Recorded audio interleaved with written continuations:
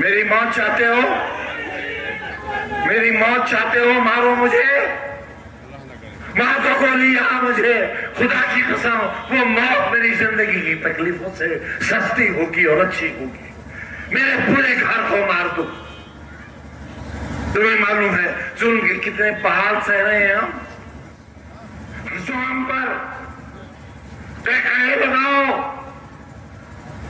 बेचो अपना जमीर, बिक जाओ एक एक टके के लिए और इतना करो उन अफसरान को जो हमारी बर्बादी चाहते हैं। ने हमें गधे का बच्चा कहा है। मैं तुम्हें इंसान बनाना चाहता था, मैं तुम्हें बेहतरीन शहरी बनाना चाहता था, मैं तुम्हें हिंदुस्तान का सबसे अच्छा शहरी बनाना चाहता था, मैं तुम्हारे बच्चों को कलेक्टर और एसपी की कुर्सी पर बैठाना चाहता था, तुम्हारे दिल और दिमाग का इलाज करने वाला डॉक्टर बनाना चाहता था। ये देना चाहता है बेहया अपनी मां की कोख से जने हुए बता क्या देना चाहता है। आज भी ये आवाजें बाकी हैं, आज भी बाकी है। तुम पर जुल्म करने वाली आवाज एक सही, मीर जाफर भी एक ही था।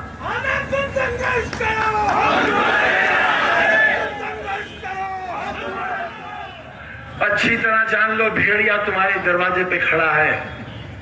अगर वो तुम्हारे घर के अंदर दाखिल हो गया अपनी आबरूओं की हिफाजत नहीं कर सकता। कुछ मत सोचना मेरे बारे में बहनों, कुछ मत सोचना। मैं तो इंतजार इस बात का कर रहा हूं किस दिन मुझे देश निकाला मिलेगा, क्योंकि अब सिर्फ एक ही जुल्म बाकी रह गया है कि मुझे हिंदुस्तान से निकाल दिया जाए। मेरा वोट देने तक का इख्तियार है,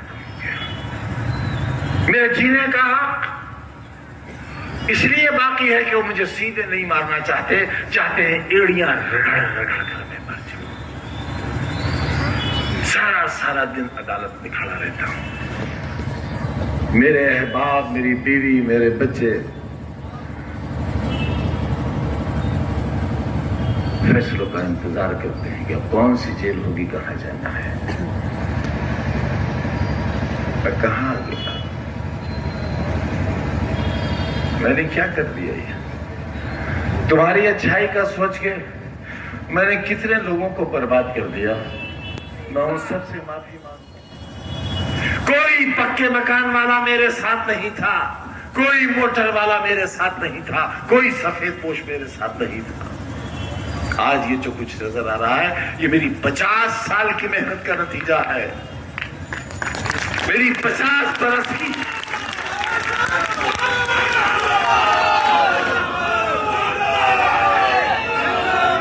देखा है कभी?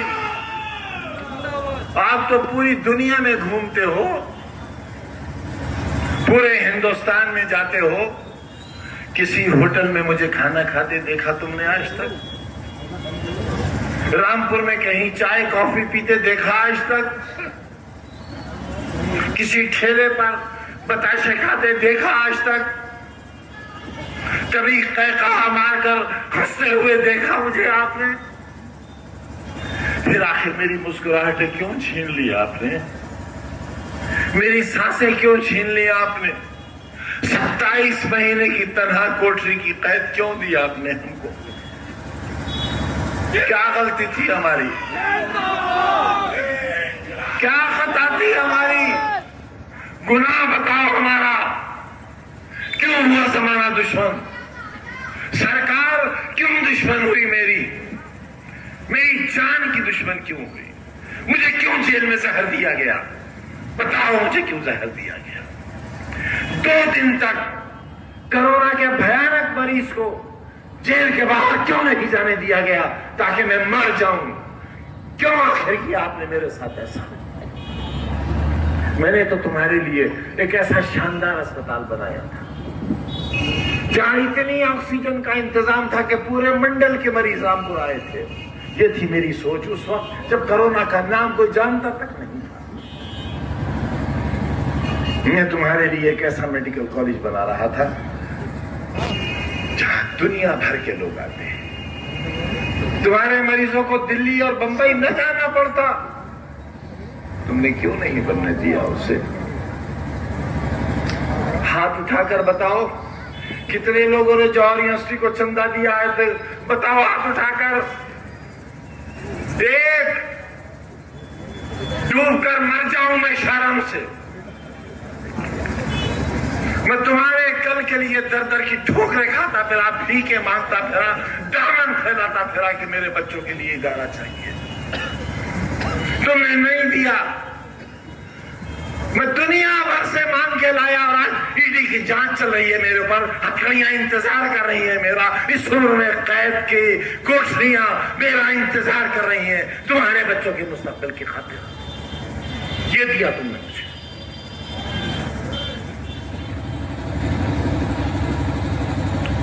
और ख्वाब देखता रहा कि आप हिफाजत करोगे, मुहाफिज बनोगे।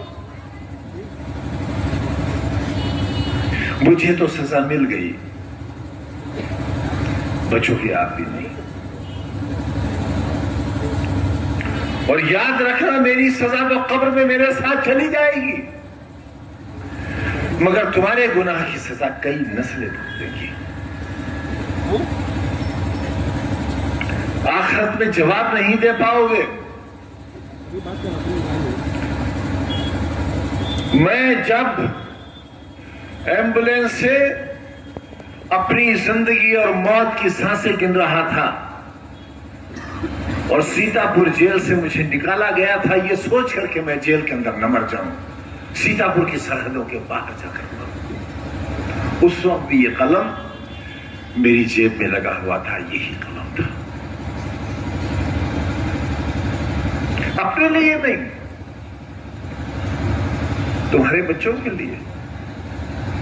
मैं तो पढ़ चुका, मेरे गुनाह की कितनी सजा दोगे आप? मैं एमपी नहीं रहा इसलिए कि मैंने ये सोचा था कि हुकूमत आ जाएगी और मैं उस अंधेरे को एक बार फिर उजाले में तब्दील करने की मौला के करम से कोशिश करूंगा जो रह गया। उम्मीद थी कि सरकार बनेगी, यकीन था सरकार बनेगी, ना उम्मीद पूरी हुई ना यकीन पूरा हुआ, सरकार नहीं बन सकी।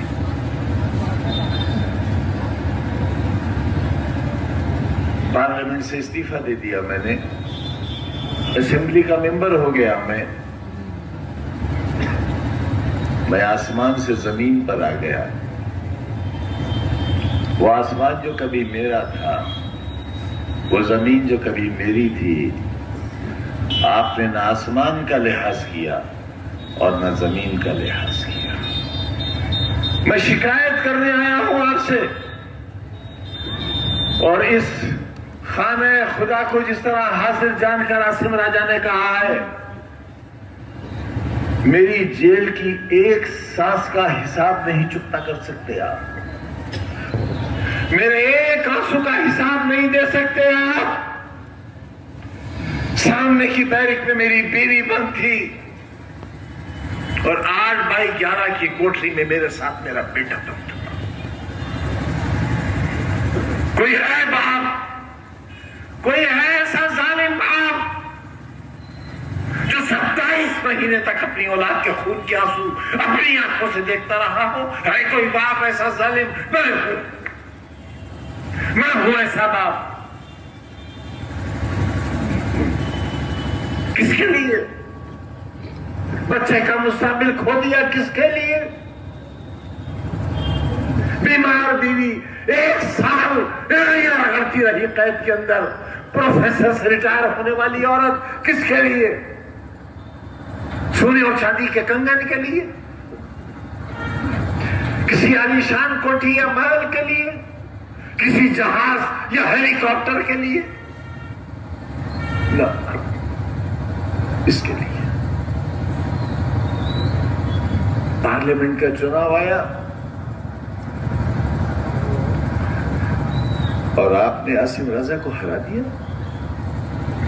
शर्म नहीं आई आपको?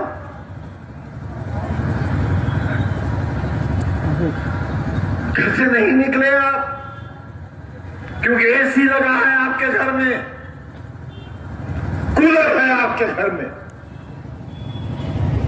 बिजली आ रही थी 24 घंटे। ये इंतजाम किसने किया था?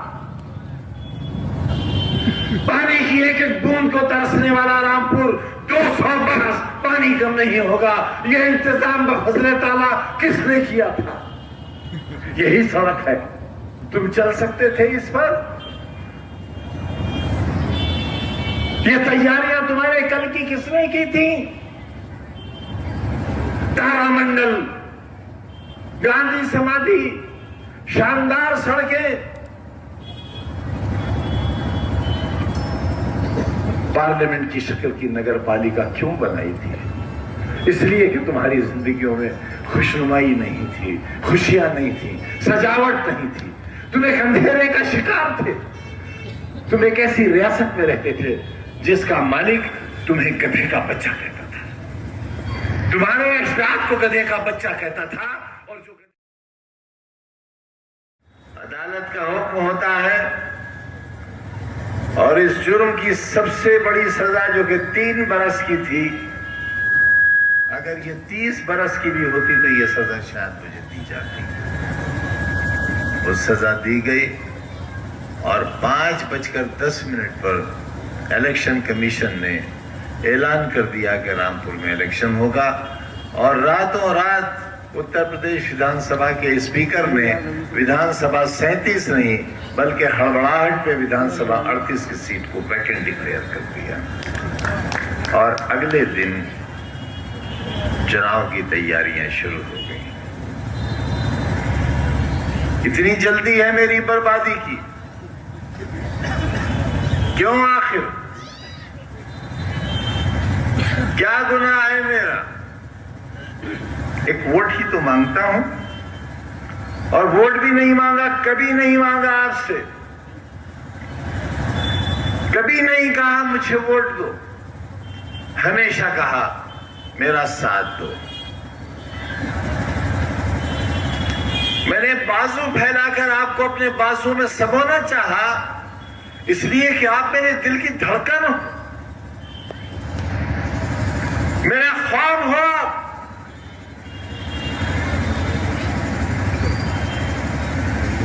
मैं आबरू हूं आपकी और आप जान हो मेरी। न मैं आबरू खोना चाहता हूं और न तुम जान खोना चाहोगे।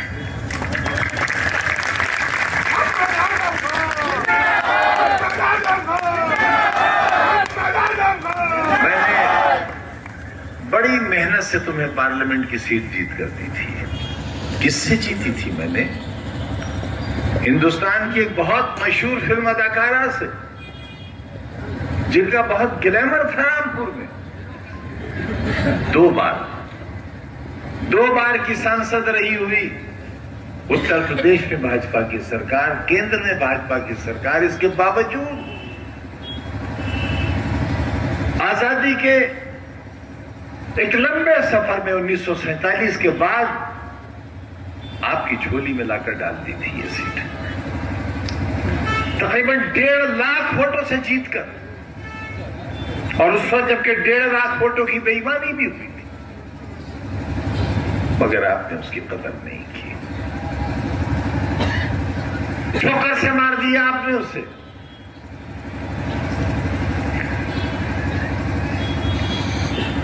मैं जुल्म सहता रहा। मेरा पूरा खानदान, ये खानदान ही तो है मेरा।